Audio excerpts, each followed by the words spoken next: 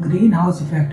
Green house effect atmospheric gases का एक impact है जो अर्थ सरफेस से रेडिएटेड हीट को एब्जॉर्ब करता है और ग्रीन हाउस इफेक्ट कॉज करता है। यह प्रोसेस ह्यूमन एक्टिविटीज द्वारा इंटेंसिफाइड है और global warming and climate change का एक बिग कॉज बन गया है। Green house effect solar radiation short waves के फॉर्म में अर्थ में एंटर करता है और without much absorption easily pass करता है। अर्थ सरफेस इस रेडिएशन के कुछ पार्ट को एब्जॉर्ब करके वार्म हो जाता है और लॉन्ग वेव इंफ्रारेड के फॉर्म में एनर्जी को री एमिट करता है। इस आउटगोइंग हीट का portion gases such as carbon dioxide, methane, ozone, nitrous oxide, chlorofluorocarbons and water vapour द्वारा ट्रैप्ड होता है जो एटमॉस्फेरिक टेम्परेचर के राइज का कॉज होता है। यह हीट ट्रैपिंग प्रोसेस को ग्रीन हाउस इफेक्ट कहा जाता है। Without naturally occurring greenhouse gases earth very cold हो जाएगा और यहाँ लाइफ सस्टेन करना अनेबल हो जाएगा क्योंकि कोई भी हीट रिटेन नहीं होगा। लेकिन ह्यूमन एक्टिविटी द्वारा huge emissions green house effect को इंटेंसिफाई करता है जो abnormal global warming and adverse consequences को लीड करता है। Green house effect causes. Green house effect gases like carbon dioxide, methane, nitrous oxide and water vapour के atmosphere में accumulation के कारण होता है। ये गैसेस मिलकर स्काई में एक ब्लैंकेट लेयर को फॉर्म करते हैं जो सोलर हीट के स्पेस में एस्केप करने वाले वे को ब्लॉक करता है। सोलर हीट का यह ट्रैपिंग प्लैनेट के वार्मिंग के लिए रिस्पॉन्सिबल होता है।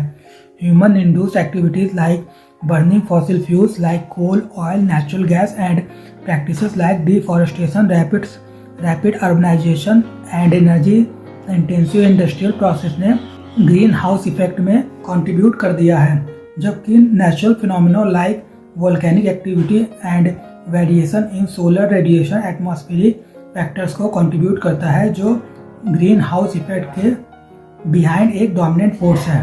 Green house gas. Green house gas atmosphere में प्रेजेंट गैसेस हैं जो अर्थ सरफेसेस से इमिटेड इंफ्रारेड रेडिएशन को होल्ड एंड एब्जॉर्ब करता है और हीटिंग इफेक्ट को क्रिएट करता है।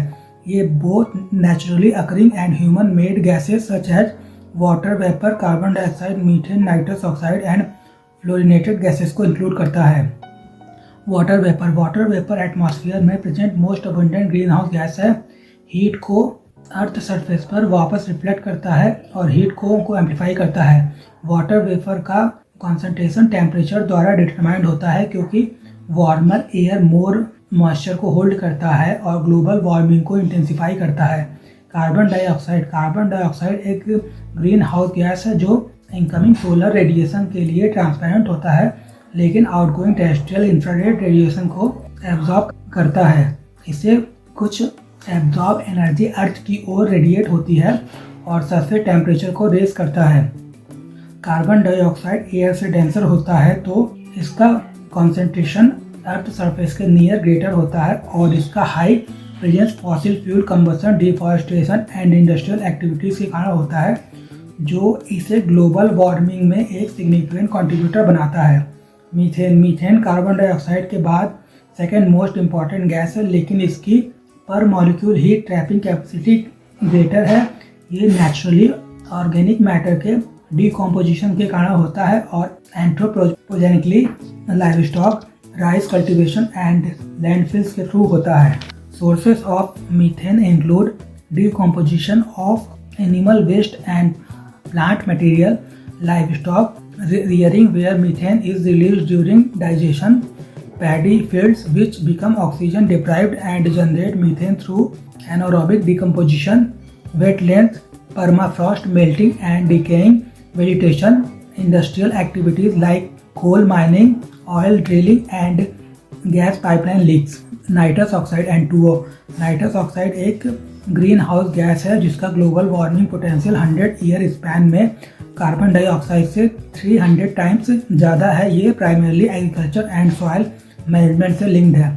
Sources of N2O include excessive use of nitrogen based fertiliser leading to denitrification by soil bacteria, animal manure management and sewage treatment, combustion of fossil fuels and certain industrial process like nitric acid production, natural emissions from soil bacteria and thunderstorms. Fluorinated gases synthetic industrially produce gases हैं जिसका global warming potential very high और atmospheric life time long होता है। ये CO2 से फार more harmful है and even in small quantities. Type include hydrofluorocarbon HFCs used as substitute for chlorofluorocarbons in refrigeration and air conditioning, perfluorocarbons PFCs byproducts of aluminum smelting and semiconductor production, sulfur hexafluoride SF6 used in electronics industry and as a tracer gas, nitrogen trifluoride emitting during the production of solar panels and that displays with a global warming potential 17,200 times greater than CO2. Greenhouse gases effect. Greenhouse gases का excessive presence large scale environmental and socio-economic challenges को cause करता है। Rising sea levels. Ice melt में increase coastal flooding and island के submergence का reason है। Extreme weather. Hurricanes, floods, droughts and heat waves more frequent and intense हो गए हैं। Ocean acidification, CO2 dissolve in sea water, lowering pH and endangering coral reef and marine ecosystem. Biodiversity loss, climate change, mass extinction and ecosystem के disruption का कारण है। Agricultural challenges, crop failures, lower yields and food insecurity and intensifying. Health impacts, spread of vector-borne disease, respiratory illness and heat-related disorders are on rise.